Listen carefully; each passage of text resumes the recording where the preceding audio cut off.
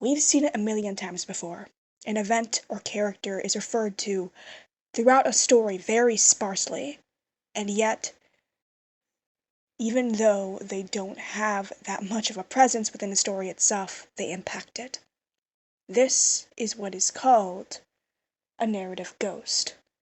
A lot of stories use the device of a narrative ghost, and RWBY is no different.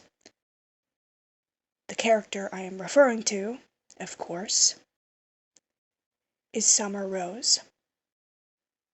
We are really first introduced to the character of Summer Rose through brief moments, most notably in the episode Burning the Candle, when Yang is talking to Blake. It's mentioned that Summer went on a lot of missions. She was often out of the house despite being a relatively active figure in both Yang's and RWBY's lives. But then it is revealed that not only is Summer assumed to be dead, but that she is also missing.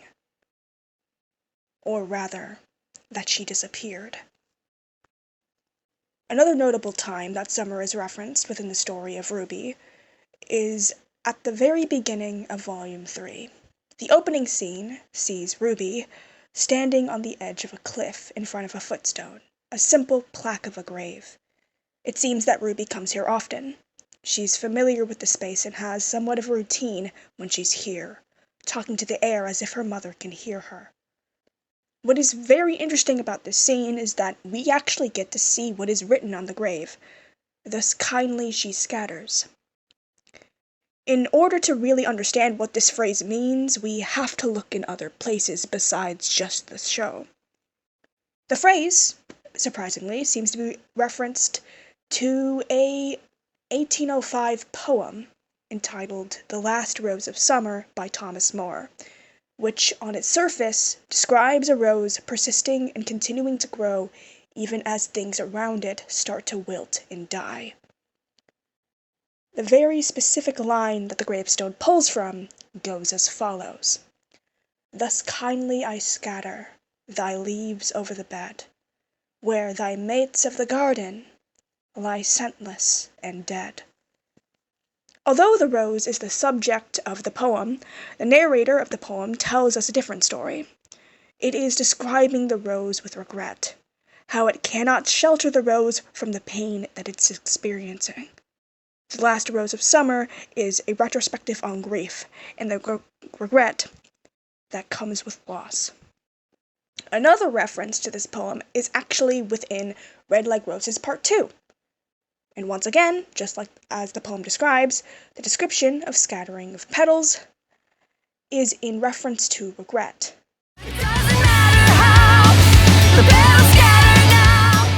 In the context of RWBY, rose petals are inherently tied to the idea of grief and regret. So what does that have to do with Summer being our narrative ghost? Absolutely everything. Because we have a representation of Summer throughout the story, even though she isn't present. Someone who is continuously compared to Summer as a character, even with her absence. If Summer is partially inspired by the poem, then she cannot possibly be the rose.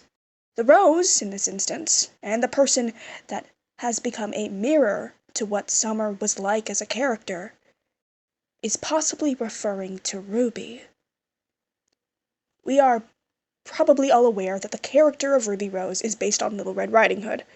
That is pretty common knowledge at this point, but have you ever stopped to wonder what, or rather who, Summer was inspired by? Besides the poem that I mentioned in the beginning, Summer does indeed have a character inspiration, like the others. It's just a very obscure character. Within the original Grimm fairy tale of Little Red Riding Hood, there is a character known as the huntsman, a character being described as a figure in a flowing hooded cloak, and, at least in the Brothers Grimm version of the tale, a wood-chopping axe. In most tellings of the story, the huntsman is the one who ends up killing the wolf, saving Little Red Riding Hood in the original iteration of the tale. But as we clearly see with the concept of RWBY, these fairy tales are twisted into something different. In this retelling of the story, the huntsman never came to save Little Red, and thus, as a result, Little Red became the huntsman. So RWBY is now the huntsman, or rather the huntress, of her own story. And that is vehemently felt with the constant comparison between Summer and RWBY. The whole idea of RWBY wanting to become a huntress is derived from her idolizing Summer. Her inherent goal is, in a sense, the narrative ghost. Summer is always going to be there because RWBY is following in her footsteps. RWBY is a living shadow of her mother's ghost.